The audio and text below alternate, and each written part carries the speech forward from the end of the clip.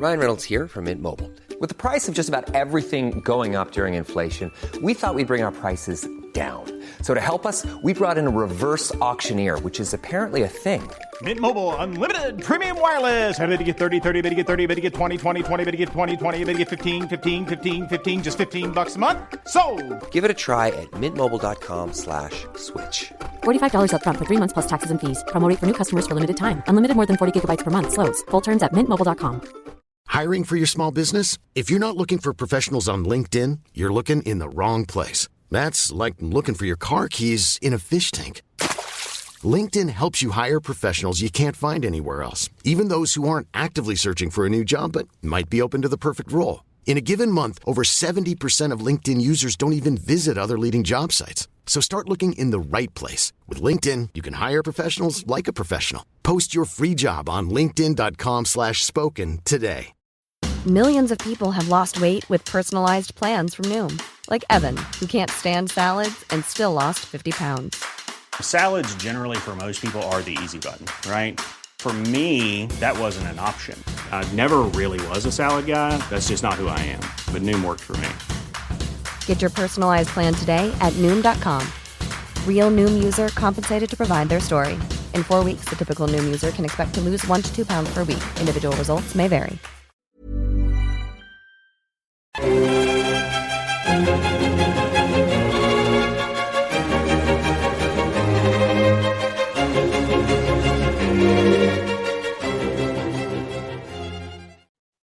Hello and welcome back to the Napoleonicist. Hello again, folks. It's been a while. It's been a solid month, in fact. And the last time I recorded, I was actually doing another of these. There are a few reasons for my absence. If you've been following me on social media, you'll know that I've been taking a bit of time, much needed time. Partly I'm kind of resetting and replanning the future. Details on how you can become a part of an exciting new chapter on the Napoleonicist to appear at some point in the future, not right now. And partly I've been devoting pretty much every waking second to planning the War and Peace in the Age of Napoleon conference and launching the Napoleonic and Revolutionary War Graves charity. #ad, #shameless plug. And yes, I'm going to continue with said ads and shameless plugs. You may remember that a little while back I did an episode where we switched things around and Marcus Cribb took over the reins of hosting and interviewed me and Ed Koss. In a few days, I'm going to re-up that episode so that you can remind yourself about what it is the organisation seeks to do.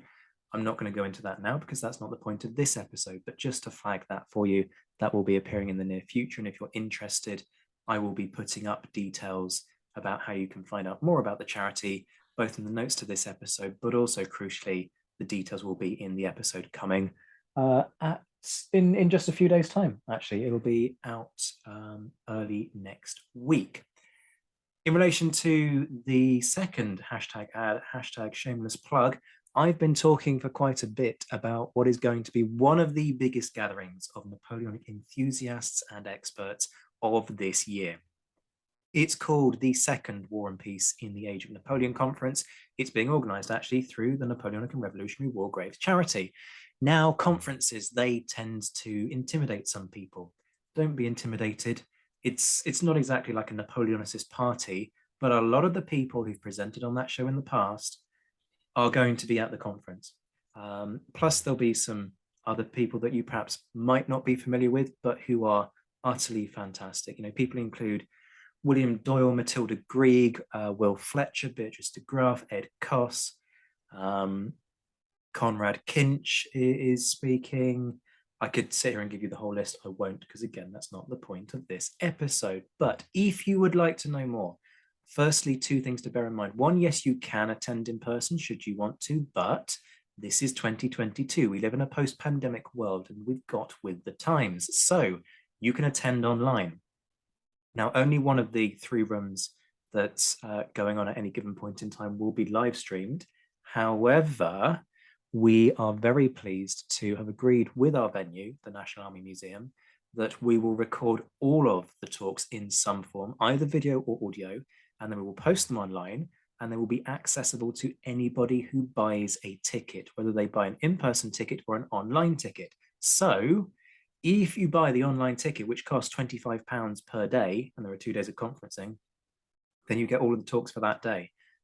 All in, we're talking over 30 hours of talks.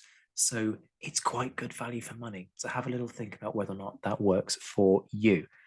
Details in the description to the show.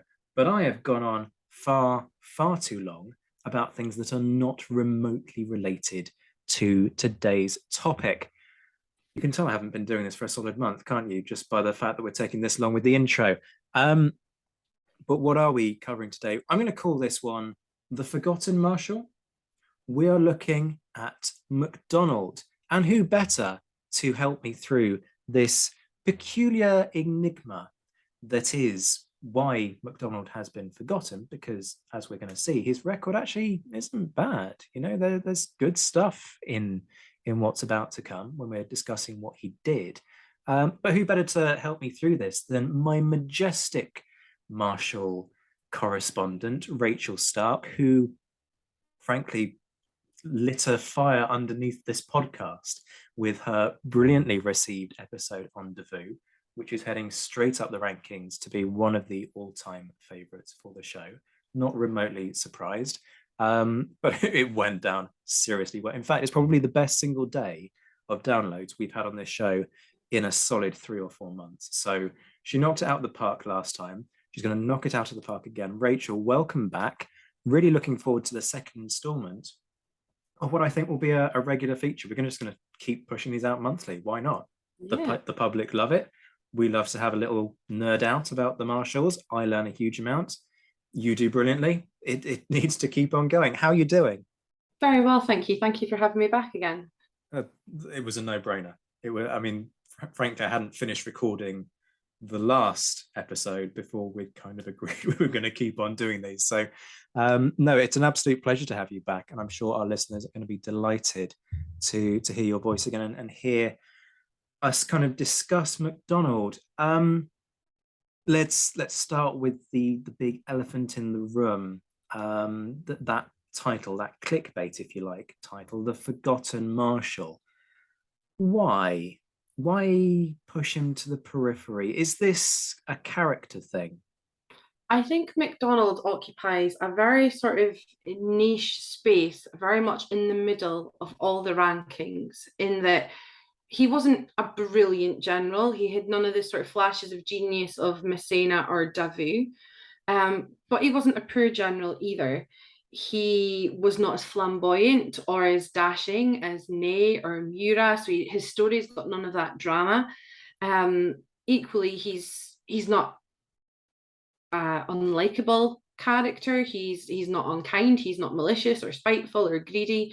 But I think crucially, he's missing a lot of the key points, a lot of those seismic moments in Napoleonic history that so many of us like to discuss, because he was sat at home for 5 years while, you know, the rest of them were at Jena and Ulm and Friedland, etc.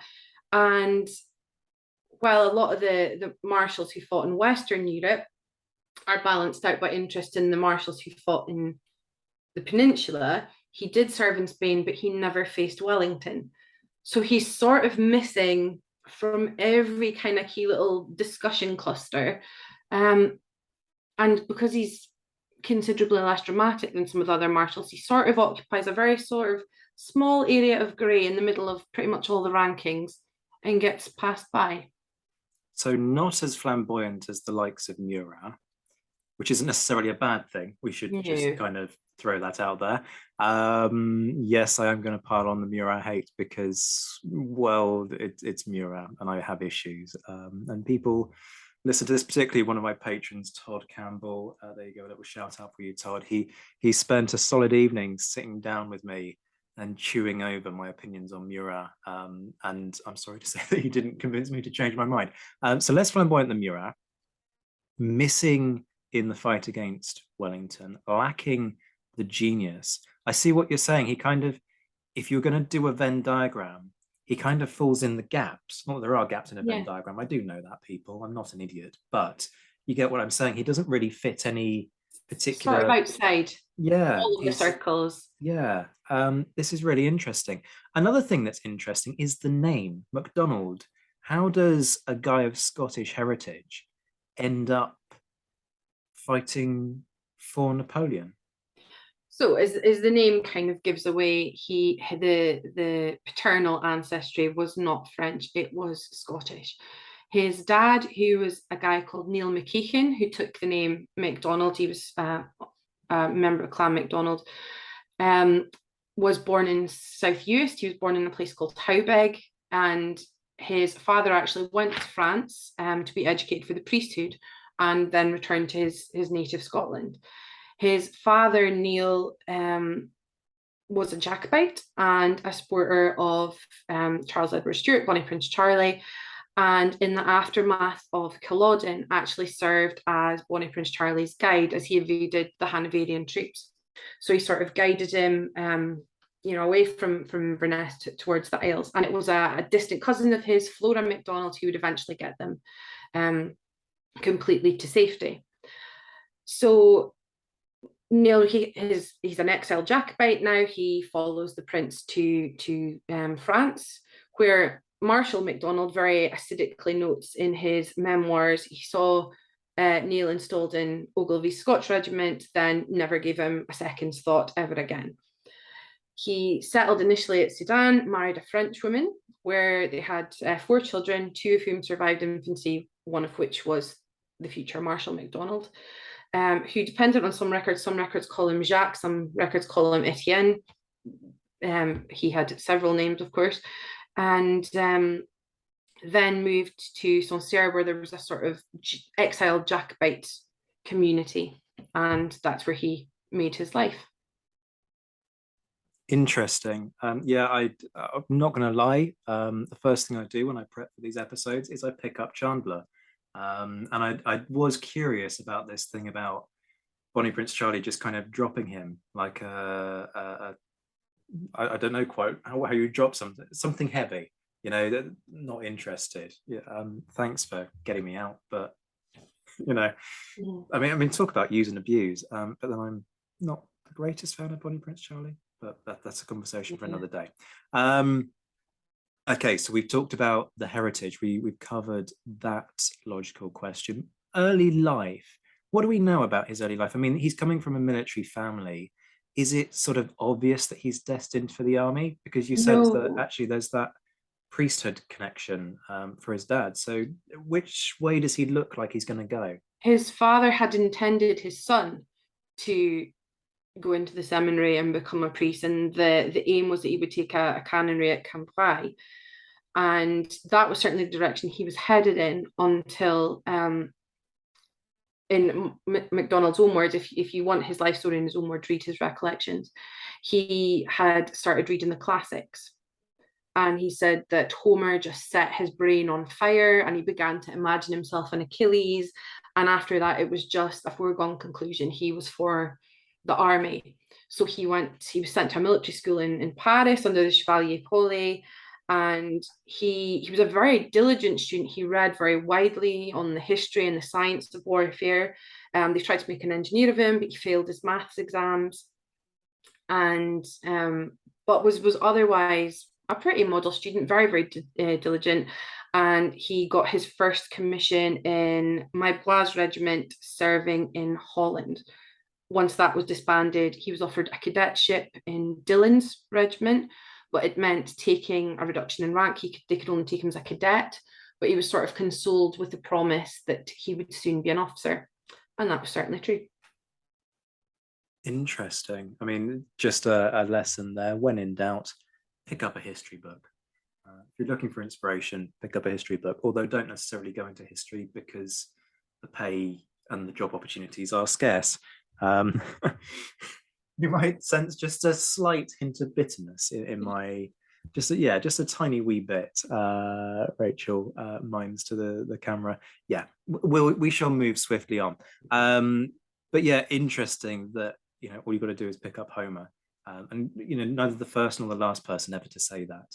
That they picked up one of the classics and that was it. They never looked back. So he's in this position where he's sort of struggling to, he's competent, quite clearly, and diligent, but struggling in terms of making his way. Is that in part a patronage issue and the whole ancien regime society and that limited ability to claw your way up the promotional ladder if you didn't have people whispering in the right kinds of ears? It was a little bit, and again, that kind of illustrates MacDonald occupying this very sort of weird niche again, because he wasn't ancien regime, or he didn't come enough from the right background like Berthier or Davout, etc., where he could have started climbing the ladder, but he wasn't Soult or Massena, who effectively started right at the bottom. He again occupies this very sort of unique middle ground where he was an officer, but right at the bottom and sort of very slowly beginning to try and make his way up the ladder. He certainly wasn't from a wealthy background. He couldn't have bought commissions at the drop of a hat. Sure. And then, of course, a certain event called the French Revolution starts to happen, and he does well, doesn't he? Talk us through this. So yeah, he was serving in Dillon's regiment, and then that was disbanded. He was promoted to lieutenant in 1791. That was the same year he married his first wife. Had a small period in action, and then recalled in 1792, where he found himself in a kind of funny position because he liked polite society. He was a very enlightened man. He was very cultured in his taste. He liked good conversation, music, theatre. So he had got on very well with the officer class of the ancien regime. And they'd all more or less cleared off and emigrated. And they prevailed upon MacDonald, get out while you can. And he turned it down. Now, ostensibly, he says in his memoirs that it was because his wife was pregnant and very close to giving birth. And he's, in his words, I cared nothing about politics. I'm not sure you can be part of something as earth-shakingly important as the French Revolution and not care either way. I don't know if that was a bit of rose-tinted glasses looking back, or if it was just that he recognised there was opportunities for promotion. Either way, he stayed, and he went from lieutenant to general in 2 years. I mean, talk about, there's not climbing the ladder, that's jumping up it. I mean, that is kind of an indication that you might be quite good at your job if you're, because I mean, people might go, well, opportunity and, luck and all the rest of it, but actually, no, consider what the environment's like, particularly as you move further through the French Revolution and it becomes increasingly radical. Actually, you've got individuals kind of prowling, effectively looking for people screwing up and then passing it off as treason. So to climb that fast comes with its dangers. I mean, sure, there are rewards if you get it right, but so therefore that's an indication that you're doing quite well in relation to others at a time when there is this opportunity. Yeah, if you look at the balance of probabilities, if you were too proactive and you risked too much and failed, you went to the scaffold. If you were too cautious and didn't display enough revolutionary zeal, they deemed you a coward and a traitor, and you went to the scaffold. So it was walking a very, very precarious tightrope of showing enough zeal and enough passion, but not throwing your men's lives away, but also, looking at the risk, evaluating the risk, deciding when it was right to, to launch an attack, when it was right to reserve. And yeah, it did not bring incompetent men to the fore. If you look at any of the marshals, and I know we can debate who was the best and who was the worst and who was admirable and who was an idiot, but the reality was all of the marshals earned their baton in one way or another. They were good generals, and the revolution brought good officers to the fore. I mean, that is the fundamental point, isn't it? Because we will sit here in a few months' time, no doubt, and we'll talk about the likes of Massena. And his rise and the way in which he was given opportunities because of proven ability. And so if it works for Massena, so it also works for somebody like MacDonald. Mm-hmm. And you make a really good point. This isn't an accident, actually, that we have this period where France is able to be so dominant militarily when it's working a system, particularly during the revolution, where those who are good, who really shine actually get given the opportunities that they deserve. This is completely different to the whole ancien regime system, where incompetence doesn't matter half so much if you've got a title and patronage at court. And so, perhaps we shouldn't be quite as shocked as we sometimes are that France manages to produce such incredible commanders. And some of these men are incredible. That's not an overstatement. In a short space of time. We should talk character as well, I think. I think that this is an important point to make, and now is probably a good moment to make it. In terms of the nature of the guy, because we're going to go on and sort of talk about who he did and didn't get on with, and how that might have proven to be a bit, well, it did in fact prove to be a bit of an issue with him in terms of some connections. But I get the sense that, and granted this comes from reading Chandler, which we might want to sit here and debate, but obviously Chandler's the logical starting point. Chandler makes the case very, very strongly that MacDonald is fundamentally an individual of integrity. It's about service to the nation, number one. Then it's about service to the nation's leader, number two, which is a different way of doing things compared to many during this period. And that lack of almost a Machiavellian instinct sort of puts him at odds with a number of people, because they're looking for the agenda, because everybody's got an agenda, except that he doesn't. And so it's almost, and I'm obviously being sort of flippant and colloquial here, but it's almost like he's sort of deemed a bit weird. Why doesn't this guy kind of want more? Is that a fair line of argument, do you think? Yeah, I would say fundamentally he was a man of integrity. He could, as the vast majority of the marshals were, be difficult to get on with. He was a man who, I mean, we spoke in the last episode about how Davout was willing to call a spade, as we would say, and MacDonald was very much in the same vein. He said what he believed was right, whether or not that was something the listener necessarily wanted to hear. He was not a yes man by any degree, but you kind of hit the nail on the head. He was focused on what was for the good of France. He was never an ardent Republican, certainly not in the way the likes of Brune or Lefebvre or Augereau were. He was never an ardent Bonapartist like Davout or Marmont or Murat. He was very much about, he was quite a pragmatic man. I care about France. You're in the head of France. I am loyal to you. And I think that's kind of sums up his attitude to the revolution. He did say sort of later on to members of the Bourbons, actually, and in his life, that he had abhorred the men of the revolution, the Robespierres, the Dantons, etc., the Carnots, but he approved of the philosophy. He liked the idealism of it. But yeah, he was a very measured, I don't think he was given to sort of great grandiose excitements. He was a very measured guy. He was, as I say, very enlightened in his tastes. He was a cultured man. He was a man who appreciated good art, but that did mean he could be incredibly condescending and snobby about the marshals who had come up from the bottom, as it were. And there's two anecdotes from his recollections are jumping immediately in mind. There's one when he interacts with Augereau, who's come to inspect his men, and he comments about just how much glitter Augereau's wearing. And it's very pointedly compared to his and his men's simple uniforms. Augereau's a dandy. He's dressed up. He's prancing about, showing himself off. We're doing what needs to be done. We're not caring about how we look. And the other one was about Marshal Lefebvre, who very much illustrates the whole sort of revolutionary story of the Marshal. You go from nothing right to the top.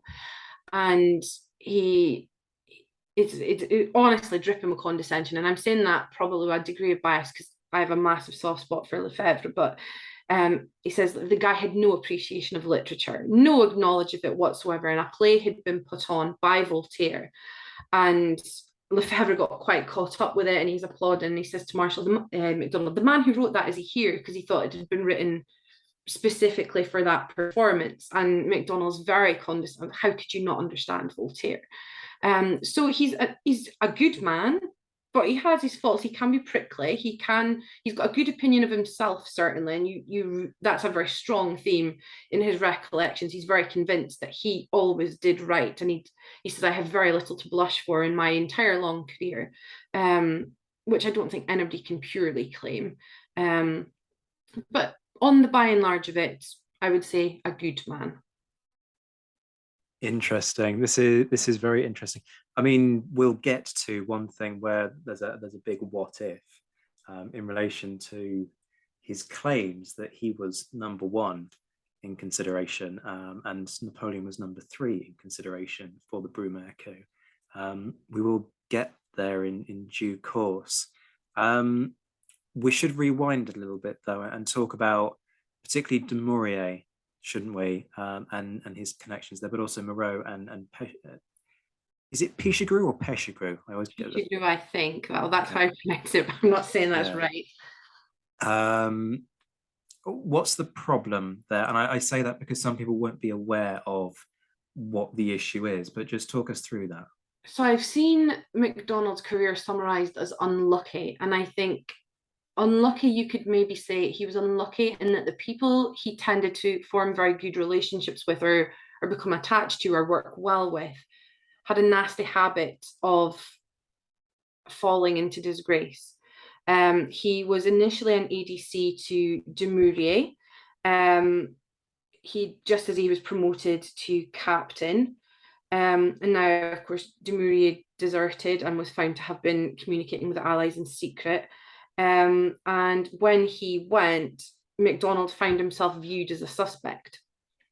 And he had to act pretty quickly, actually, to save his own skin. He, had to protest very loudly and talk about his own career and his own sort of devotion to France, etc. And then one of his very strong early friendships with Marshal. And they worked very well together. They, had great respect for each other, etc. And the friendship actually eventually went sour before Moreau's career did. But the problem was he'd also served under Pichegru, had got on very well under Pichegru.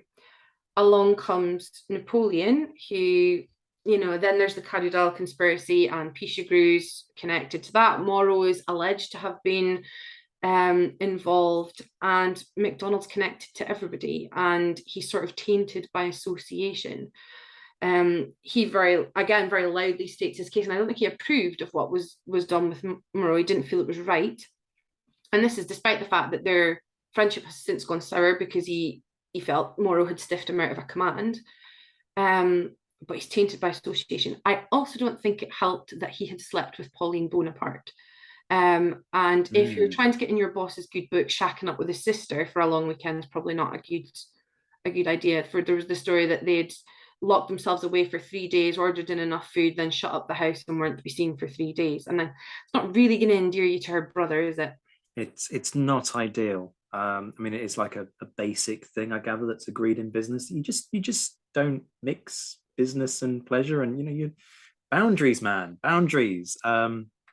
This is an element of his character, actually, isn't it? That he's, I mean, again, kind of quoting Chandler here, but he's not viewed as a womanizer like some of the marshals during this period, but nonetheless, he did like the company of women.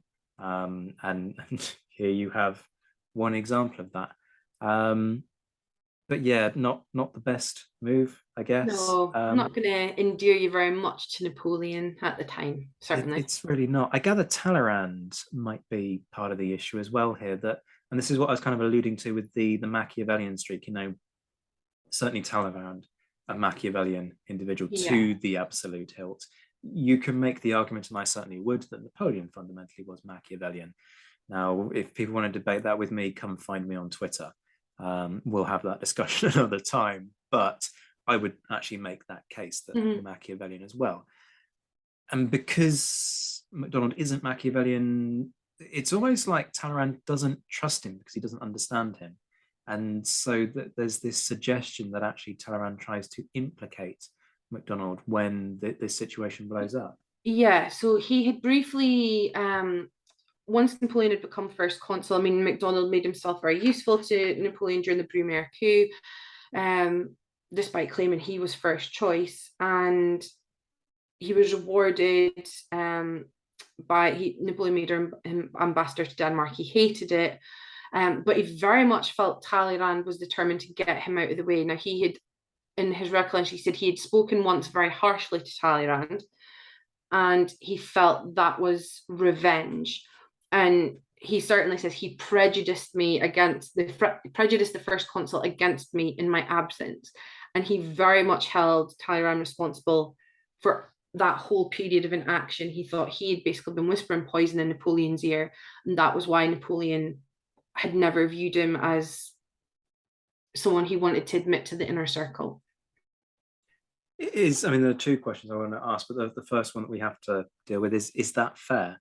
What about Talleyrand's perspective? Because the point about Talleyrand is that he's a fingers in many pies type of individual. And in terms of people that are on his radar, is MacDonald important enough to be somebody that Talleyrand's going to machinate against? And that's kind of tied into my next question that I want to ask, which is about this thing about, was he a contender for? I'm not sure. I mean, we only have it's only MacDonald's word for it in his recollections, and it's important to think as well, he didn't write his recollections with a view of them being published. He was elderly, well, not elderly, but older when he had his son. And his aim was that he was going to write his military career down for his son, who could understand the decisions that he made and why he'd done what he had done, and so that his son could know his story effectively. So he certainly didn't seem to be writing it with a view to sort of publicly announce I was wronged, although there is a very strong undercurrent of that in the early stages of his career. We've only got his word for it. I don't think he was important enough to be on Talleyrand's radar. He was a pragmatist. He was doing what needed to be done, and I think he'd far bigger fish to fry. I genuinely believe that, unfortunately, he'd been connected to Moreau, he'd been connected to Pichegru, he'd shacked up Napoleon Bonaparte. None of that was putting him up, in Napoleon's estimation. And I think Napoleon always viewed him at that stage as being tainted by association. He was a Moreau man, not a Napoleon man.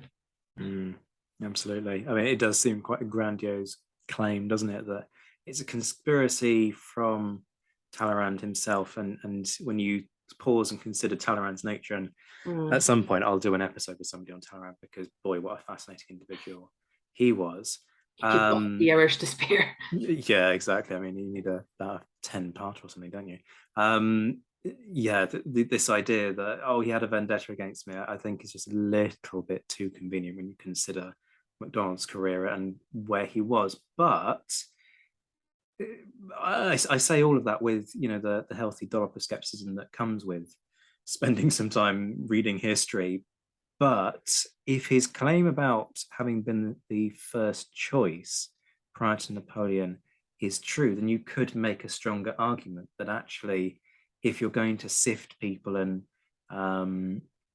try and get the threats to the new consul out of the way, then maybe there'd be more there, which just makes me kind of question whether or not that's fair, because the point is that he claimed he was first choice. Do we have any corroboration of that?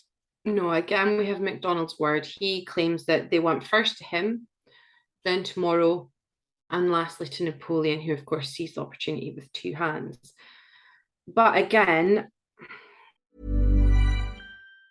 Planning for your next trip? Elevate your travel style with Quince. Quince has all the jet-setting essentials you'll want for your next getaway, like European linen, premium luggage options, buttery soft Italian leather bags, and so much more. And it's all priced at 50 to 80% less than similar brands. Plus, Quince only works with factories that use safe and ethical manufacturing practices. Pack your bags with high-quality essentials you'll be wearing for vacations to come with Quince. Go to quince.com/trip for free shipping and 365-day returns. Hiring for your small business? If you're not looking for professionals on LinkedIn, you're looking in the wrong place. That's like looking for your car keys in a fish tank.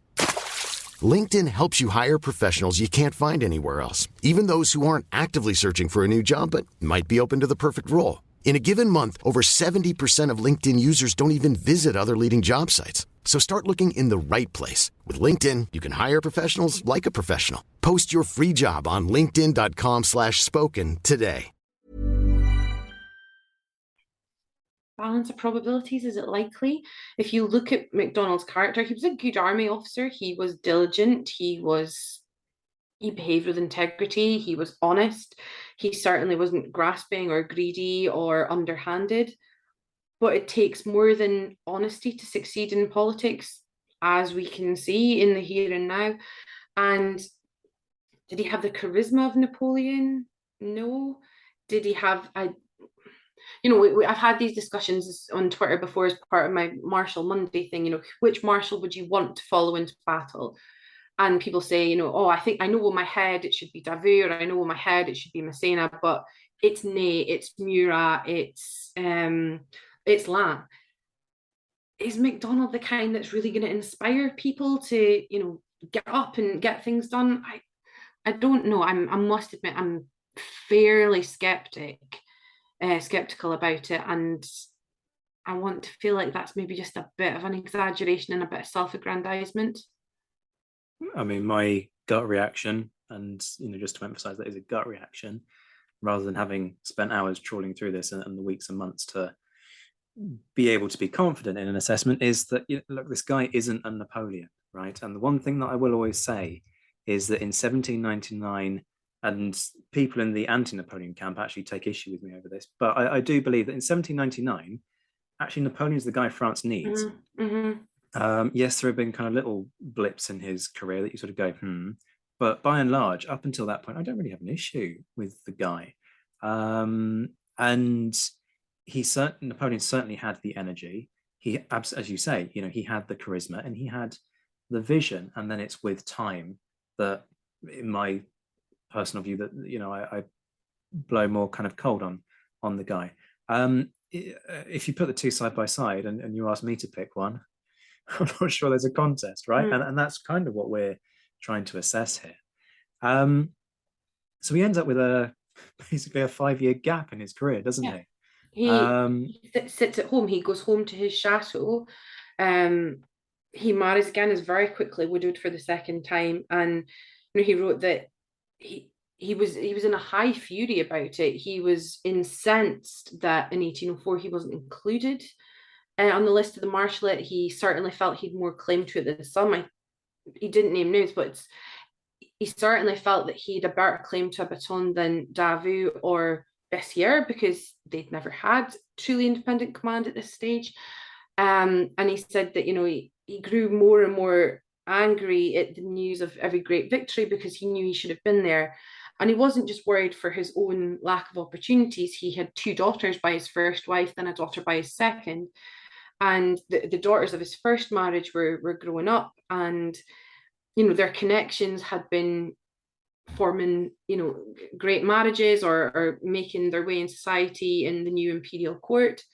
He and his daughters were stuck at home, and they were effectively in disgrace, and he was worried about what that meant for them, not just about loss of opportunity for himself, but his daughters' marriageability, their future, what was going to become of them.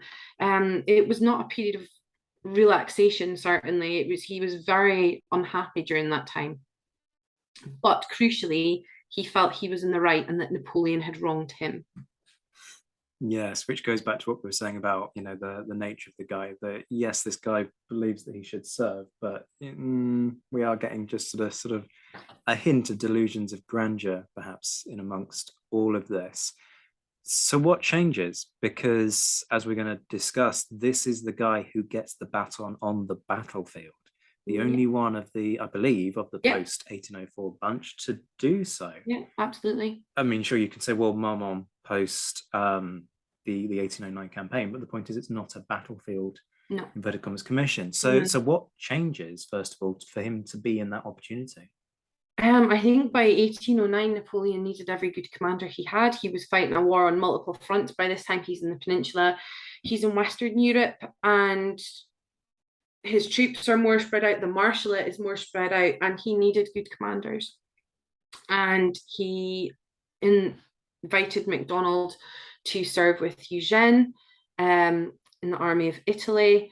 And that's when they marched to join Napoleon's forces for the Wagram campaign. That's MacDonald's moment to shine. He marched his men 60 leagues in 3 days, which meant that it was an average of 43 miles per day. But this was in midsummer heat as well. This wasn't in sort of mild weather. This was in blazing sun. And then turned up at Wagram and bore, his men took a hell of a hammering at Wagram, but crucially pinning down the Austrians. As we kind of established with Davout's men in the last episode, to march that length of time for 3 days solid, to then turn up on the battlefield, to then bear the brunt of the Austrian fire, that's a fair old achievement, even by the standards of the time. And this is where there's commonality with Davout's style, right? Which is that he's one for the nuts and bolts of soldiering, for discipline, for drill. And we were kind of talking about this earlier, weren't we? When Augereau pitches up and he's kind of going, well, look, Augereau turns up and he looks fine. But, we do the proper job of soldiering, which means that I focus on getting my men drilled and not so much about making them look good on the parade ground. So is that a reflection of his style, or does he not actually have the time to instill that amongst his men? Because there's always that kind of question about how long it takes to trickle down. I don't know if he necessarily had a huge amount of time, but he certainly led by example. He was a man who would share the privations of his men, and he personally led his men at Wagram as well. He didn't shy from danger. He didn't ask his men to do anything he wasn't willing to do himself. And as I say, he sort of formed his men into this sort of three-sided, open-backed square and marched towards the Austrians. And they took, the losses were incredible. There was huge numbers of casualties. But they pinned down the Austrians long enough for Napoleon to achieve his overall strategy. And which is why post-Wagram, Napoleon rode up to MacDonald and says, being Napoleon and loving a grand statement, here on the field of your triumphs, where I owe you so much, I make you a Marshal of France. You've long since deserved it. Marshal MacDonald, let us be friends hereafter. And MacDonald's quite touched by that. And he says, yes, till the end. And he's thus moved from a man Napoleon never trusted to one of, for the time being, one of the sort of inner circle of Napoleon. How long does that last, right? Because this is another thing that we discussed before, didn't we, about the credits that certain people do and don't get, and the battle honors that are attributed to different individuals. And I'm now desperately trying to remember, and it's been too long since I've been to Leon-Valide, to Napoleon's tomb, to see whether or not Wagram is one of the victories that surrounds his many sarcophagi. But I'm just wondering, does it last? I cannot remember. Nor can I. Somebody will. It's one of the biggest battles numbers wise, so I'd be surprised if it wasn't. But I haven't been since 2014, so that's a while. It's even longer than that for me. By this point, somebody will have taken to Google and tried to work it out. Certainly, that's exactly. Somebody will tell us on Twitter. Yeah, certainly that's what I'm now trying to look up myself as we do this. But the point nonetheless stands, doesn't it? Does Napoleon kind of stick with that? Does he bring MacDonald into his inner circle, or is this one of those things where it's nice and it looks flashy, but in terms of what happens in the months and years to follow, MacDonald finds himself more and more pushed to the periphery?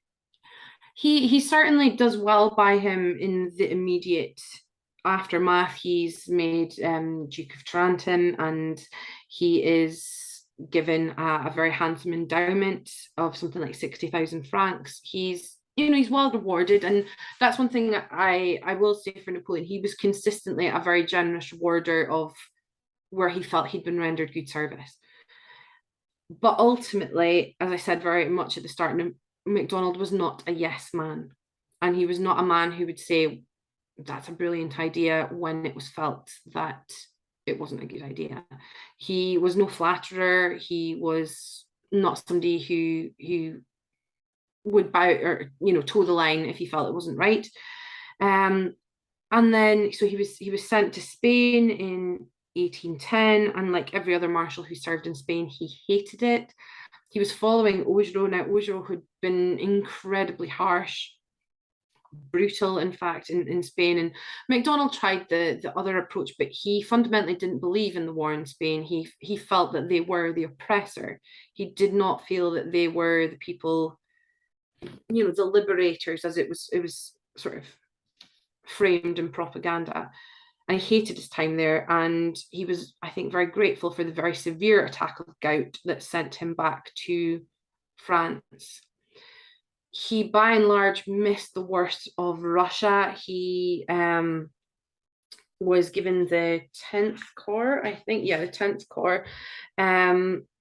He commanded most of Prussian and German soldiers. Just his staff were French. And they escaped almost the worst of it because they were on the left flank, and they had to hold that.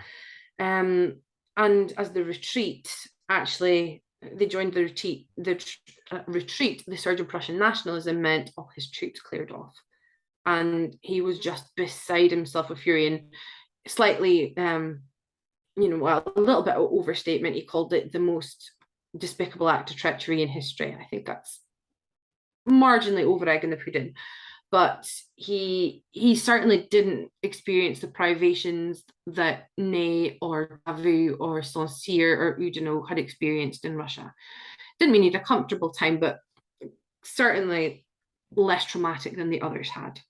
Sure. I've just checked the internet, and I can confirm that Wagram is one of the honours that surrounds the battle honours, the named battle, shall we say, that surrounds Napoleon's tomb. So read into that what you will, folks. The likely PTSD that comes from having to swim the Elster after. Well, actually, no. Should we say a little bit more about Leipzig and what he's doing there before we get to that? Yeah, he had fought in 1813. And then at Cashback, I always pronounce that incorrectly, the Cashback against Blucher, it was a total disaster for MacDonald. He had 13,000 men killed, 15,000 men taken prisoner. It was a really incredibly bad defeat for him. And it's interesting that Marbo claimed that MacDonald's real weakness as a general was that he was so nuts and bolts, he would sort out his plan of attack prior to the battle, but then he didn't change it. He was not an adaptive general. He had his plan and he followed his plan. And regardless of the macro environmental factors of the weather, of the position of the enemy, or the factors happening on the battle, he didn't change, or he certainly didn't change quickly enough. He allegedly took responsibility for the losses, at the time, but in his recollections, he blames his subordinates, he blames bad weather, so he makes quite a lot of excuses for himself. But one of his worst hours, or certainly he felt one of the worst hours, was Leipzig. He was, along with Marshal Poniatowski, one of the men left on the other side of the river when the bridge was blown prematurely. And they were left with the choice: risk becoming prisoners, potentially being massacred, jump in the river, try and swim. MacDonald was comparatively fortunate. He did manage to reach the other side. Poniatowski, we knew, drowned 3 days after getting his baton. But MacDonald found himself staring at the Elster and watching his men being swept away, and he could hear them screaming and drowning and crying out to him, "Monsieur le Marshal, save your men, save your children." And he just said, "I could do nothing but weep." He was just overcome with fury and despair and just unable to do anything. He couldn't articulate how he felt. He just stood and sobbed. And he says in his recollections that he found himself in a very black place after that. And even all these years later, he wrote his recollections when he was, I think, in his 60s. he said he still felt that black despair, and many, many times he had heard those screams, Monsieur le Marshal, save your men, save your children, and he'd never been able to get over them. So I genuinely do believe he had suffered with what we would now call PTSD, especially after Leipzig. I mean, I've got kind of a chill just listening to you retell that, because it is so horrific. So you wouldn't be surprised, would you? It is horrendous. And I mean, did you describe that viscerally? Yeah, that's horrific. Yeah, and I think it did mark a turning point. He, as I say, he'd never been a devout Bonapartist, certainly not in the way that the other marshals were.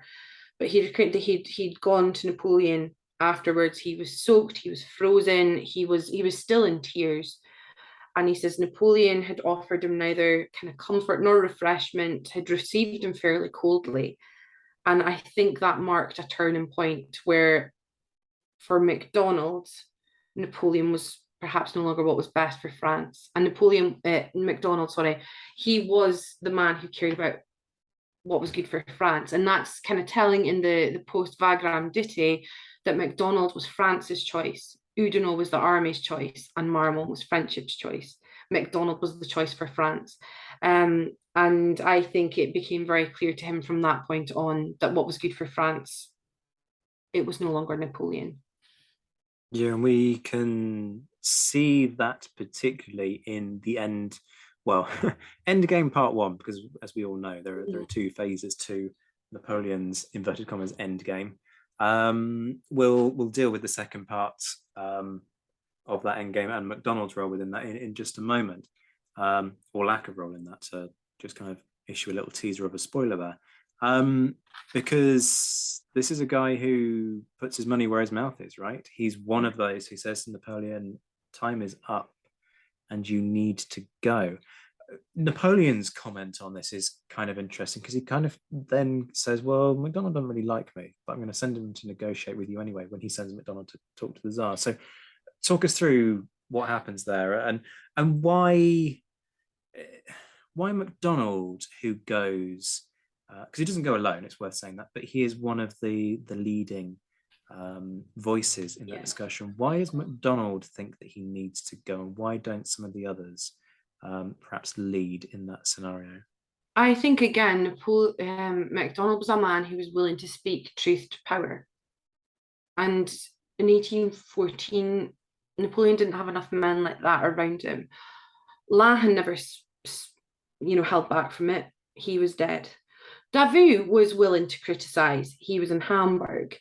And he was, I think, of the men who were left, or the men who were with Napoleon in 1814, it was Ney and MacDonald who were willing to actually, have the moral courage, in a way, to go and say, enough's enough. Our armies are spent. Our men have had enough. And it's, Ney says the army will follow its chiefs. You need to stop. Enough is enough. And it was they who persuaded Napoleon to drop the instrument of abdication. And I think if we go right back to the start of the episode, when what we said, MacDonald wasn't grasping, he wasn't underhanded, he wasn't out for himself. I think that's probably why Napoleon was able to send him to the Allies. And that's what he said, MacDonald does not like me, but he is a man of honour and of high ideals, and I know he will stick to his word. So though it was a, personality traits he'd never particularly enjoyed about MacDonald, but he knew that's what he needed in that time. He needed somebody who wasn't about greed and self-promotion and self-aggrandizement. It was somebody who would do the right thing, behave honourably, and stick to his word. And Caulaincourt certainly said, if I can just read this, he'd been ambassador in Moscow for 2 years and was impressed by MacDonald, but for him, and the Tsar's respect for his own word, I do not know what would have happened to the Emperor or what he could have secured. For excepting the Duke of Taranto and myself, His Majesty had not a single defender in Paris. That fact ought to be an aid and reflection on the part of princes for whose whole trust is in their flatterers. For MacDonald and I, in our respective capacities, were certainly the two men whom the Emperor loved the least, and to whom he had shown the least favour, and who had repeatedly shown him the most opposition. But it was the men that Napoleon needed at the time. He didn't need yes men. The end game was there. There was no further use for yes men. There was nothing to be gained from Napoleon. No more titles, no more money, no more honours. They needed people who would get the job done.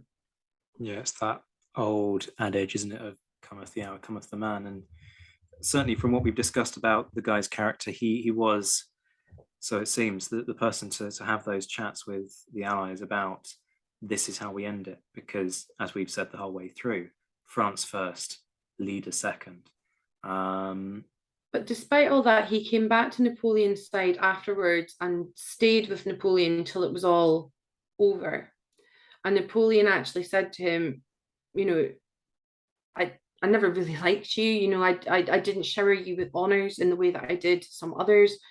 Certainly there are others better rewarded who've now left. And yet you, who I've given comparatively so little to, are by my side. I appreciate your loyalty far too late.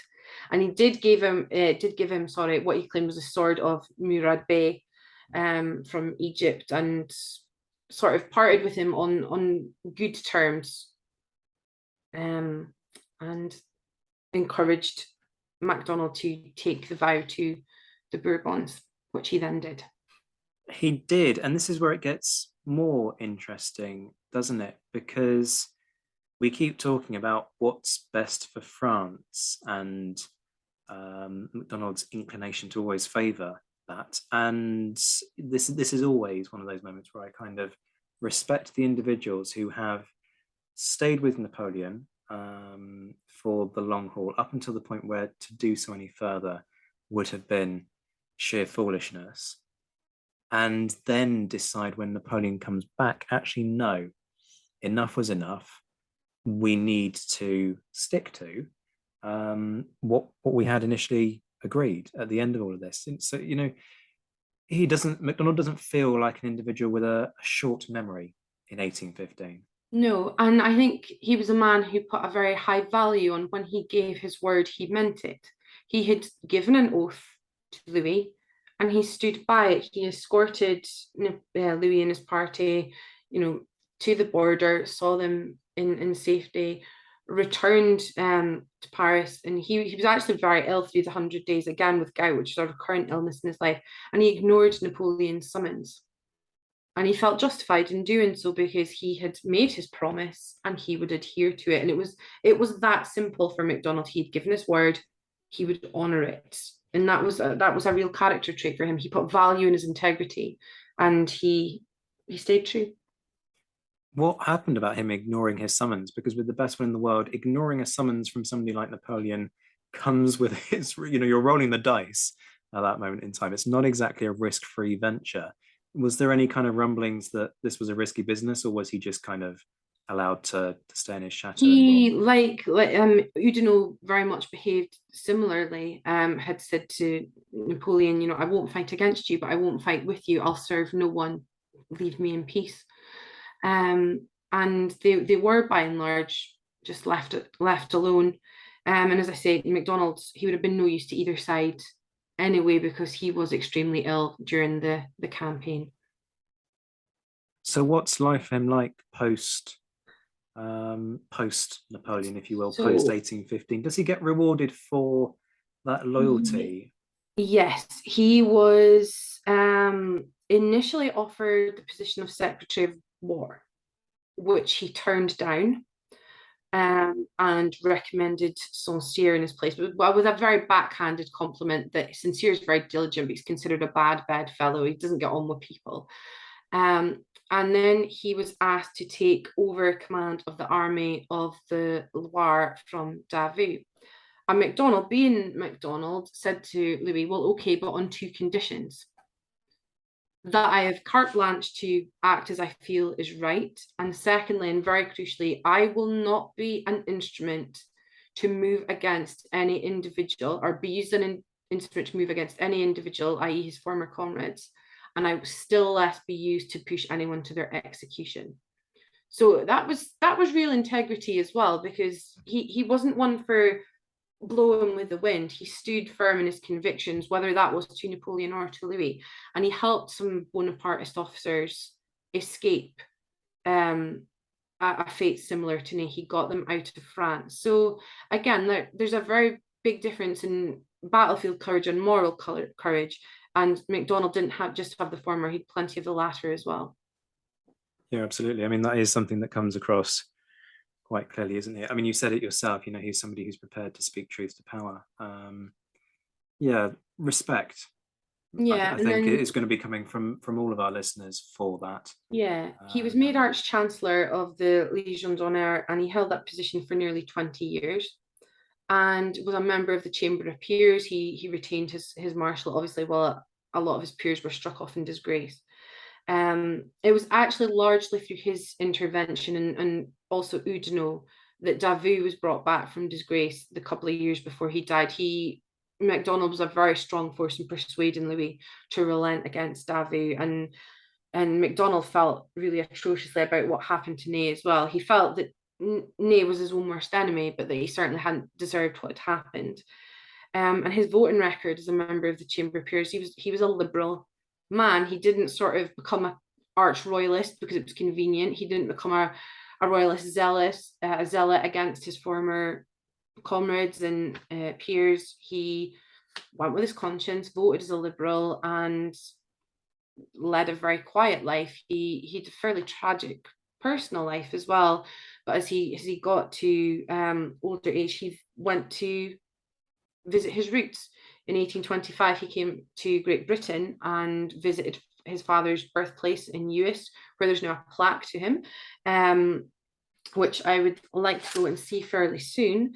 And had a bit of a grand tour. He was a cause célèbre. He was a famous name. He was one of Napoleon's marshals, and went to the battlefield at Culloden and sort of was guided around it and shown where the attack had happened, and expressed his disapprobation. How could the Highlanders have engaged the enemy in such a place as this? He had a real sort of soldier's viewpoint. This was his father's battlefield, but how could they have fought here? And sort of thought about how he would have done it differently.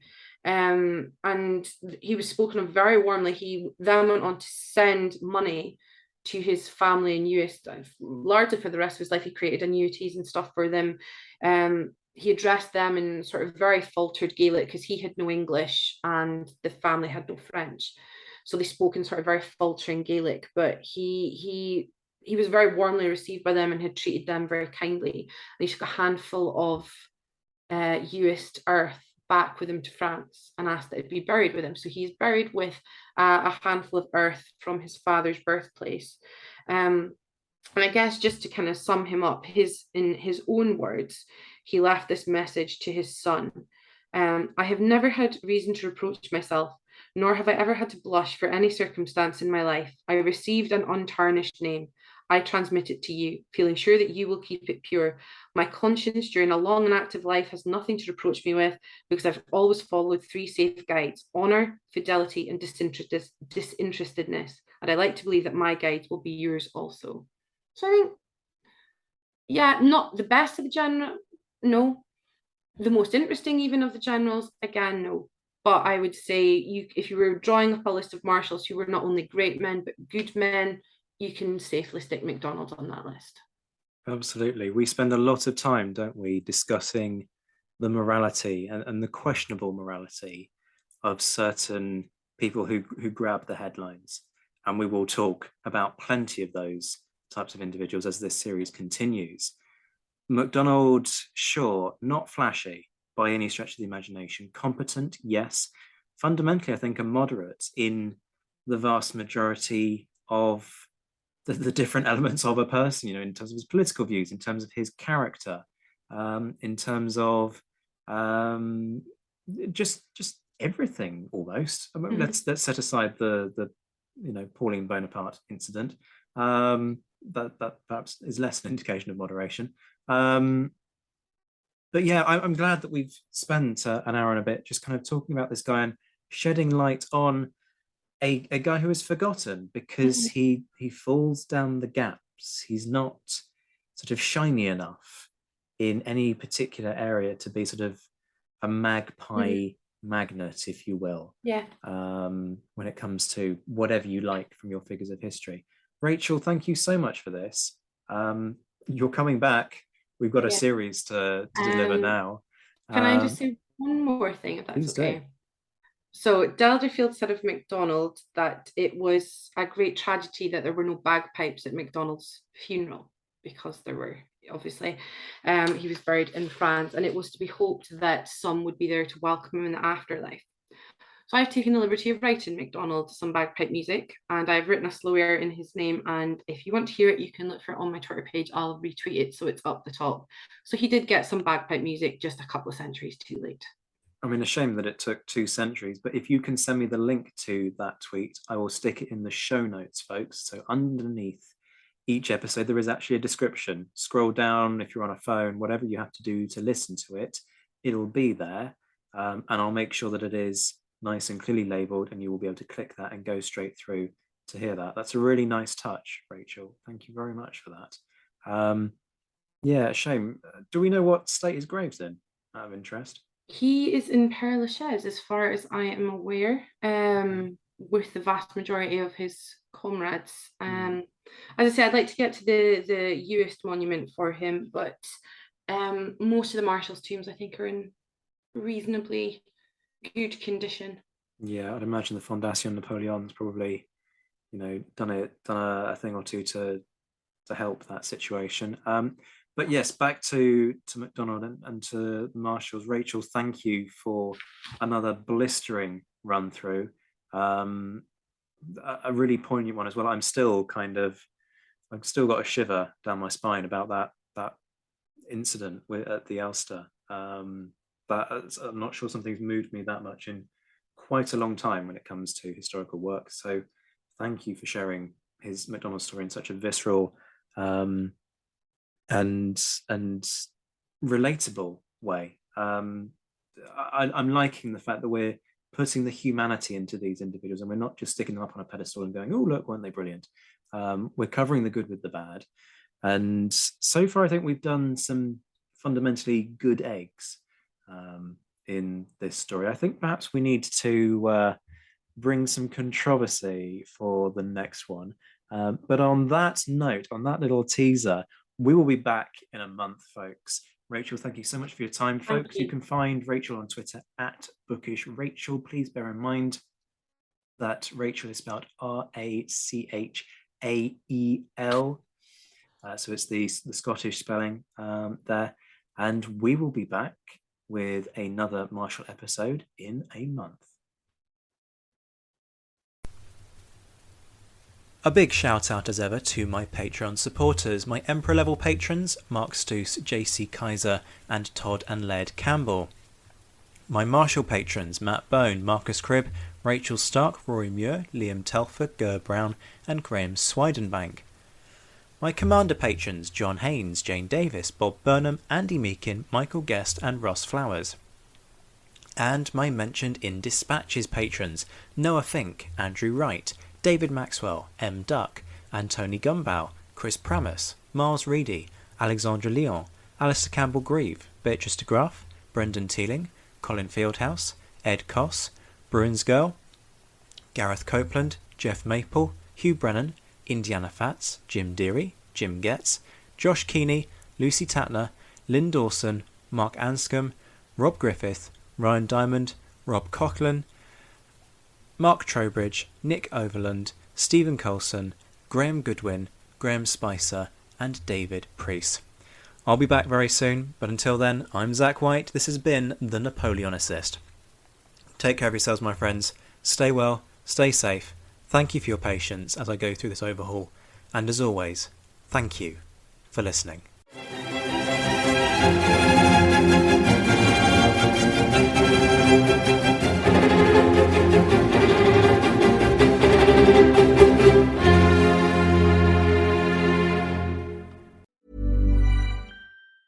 Planning for your next trip? Elevate your travel style with Quince. Quince has all the jet-setting essentials you'll want for your next getaway, like European linen, premium luggage options, buttery soft Italian leather bags, and so much more. And is all priced at 50 to 80% less than similar brands. Plus, Quince only works with factories that use safe and ethical manufacturing practices. Pack your bags with high-quality essentials you'll be wearing for vacations to come with Quince. Go to quince.com/pack for free shipping and 365-day returns. Acast powers the world's best podcasts. Here's a show that we recommend. Winning is an everyday mindset, and we're here to help. I'm Craig Robinson. Join me and Coach John Calipari for Ways to Win. We're kicking off during March Madness. Cal's Kentucky Wildcats are in the hunt. So throughout the tournament, I'm going to call up my friend to ask about his wins, losses, and especially what he's telling his players in the locker room. You got to win every day. Find the Ways to Win podcast anywhere you listen. Acast helps creators launch, grow, and monetize their podcasts everywhere. Acast.com.